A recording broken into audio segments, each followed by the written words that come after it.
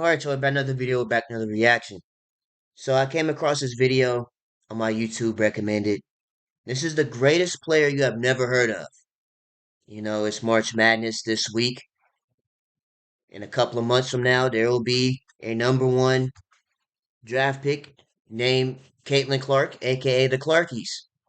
It's time for y'all to migrate to Indiana. Because if I'll tell you this right now, if Indiana does not pick Caitlin Clark number one, they're going bankrupt. I'll tell you that right now. But anyways, This is the draft board from the 2001 WNBA draft. The name of the 2001 WNBA Rookie of the Year is on this board, on your screen right now. Do you know who it was?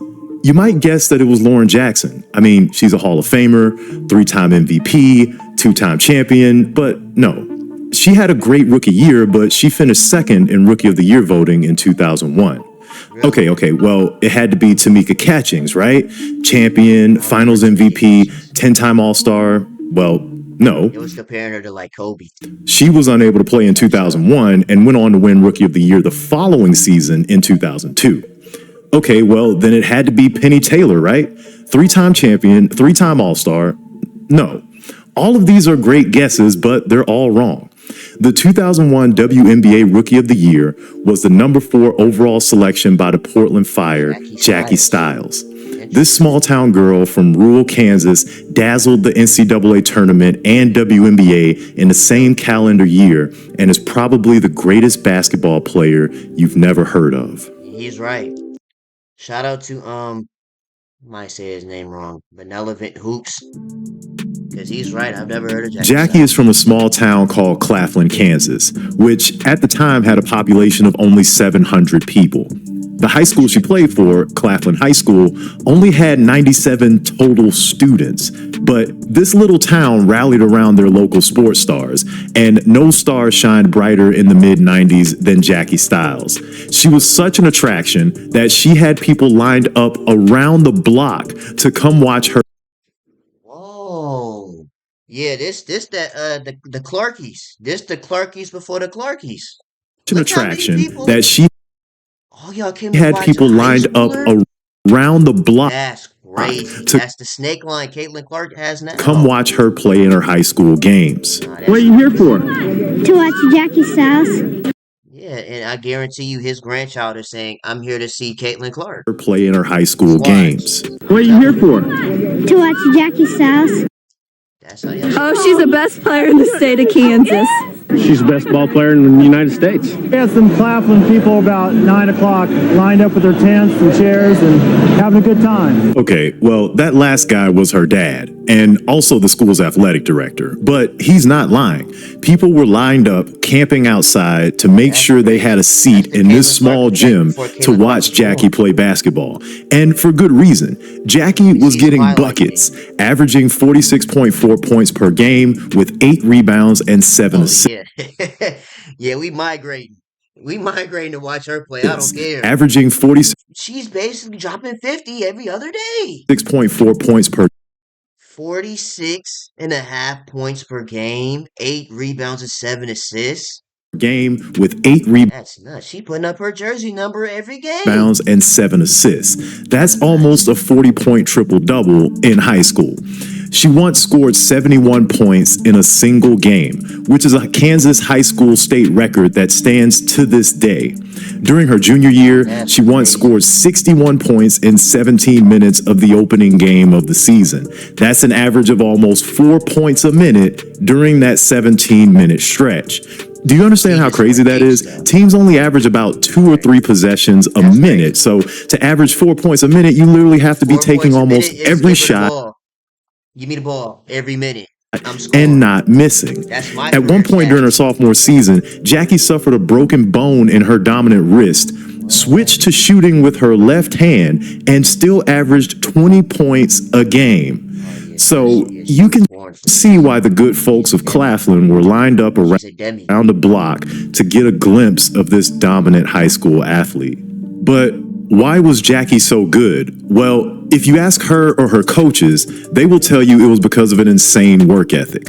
Listen to this clip of young Jackie talking about her daily workout. It seems like I spend every bit of my spare time in the gym. During the season, I make 1,000 shots probably twice a week. If I don't make 1,000 True shots, dedication. That's why she made the league. I She had no distractions. have a 45-minute Just in the workout lab. that I do 1,000 shots. That's why she's dropping 50 every 50 a day. game. Like before a game, I have a workout, and then the day of a game, I come in the morning, I shoot, and I make 115 shots. So it's pretty much See, players this generation would never do this. every day. I'm in the gym working I'm out. telling you, they worried about IG model. That is a 16-year-old girl describing a workout routine that rivals the most intense regimen of a pro athlete.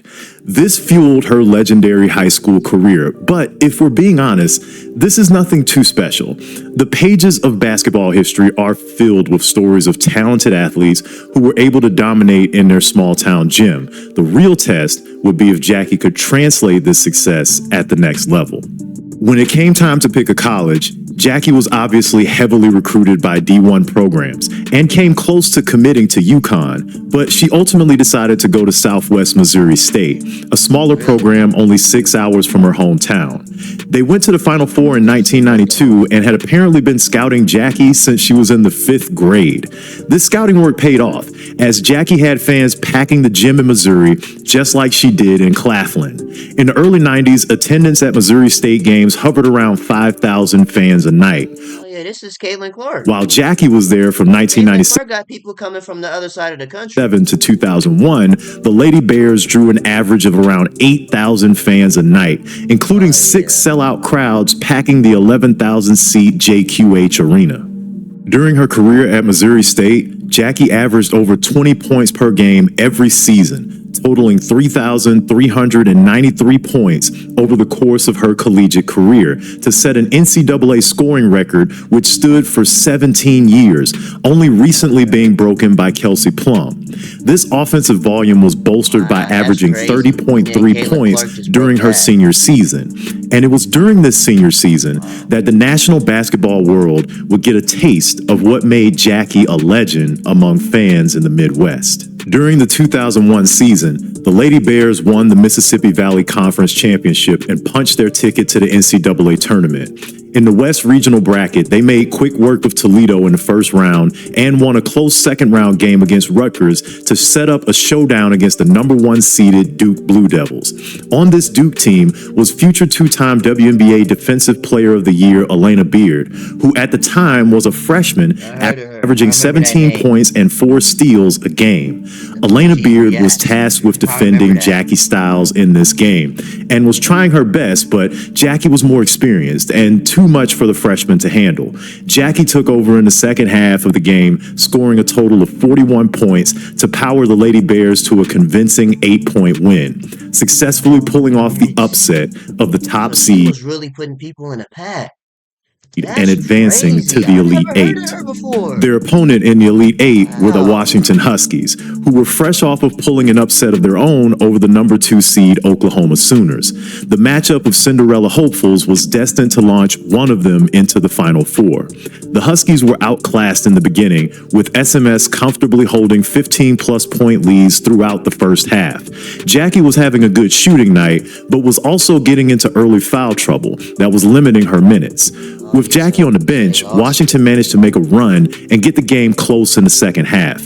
Despite limited minutes and eventually fouling out of the game, Jackie managed to put up 32 points and help the Lady Bears pull away to get a dominant 104-87 win over Washington to advance to the Final Four for the first time in nearly a decade. In the Final Four, they matched up with Purdue, a dominant squad that won it all just 2 years prior and had reloaded this season with one of the top recruiting classes in the nation. Jackie started off hot, scoring 7 points in the first 3.5 minutes of action, but Purdue quickly locked in on her defensively to limit her production. She finished the game with 22 points, but ultimately it wasn't enough to overcome the powerhouse of Purdue. The game was never really close, and SMS suffered a heartbreaking 81-64 loss.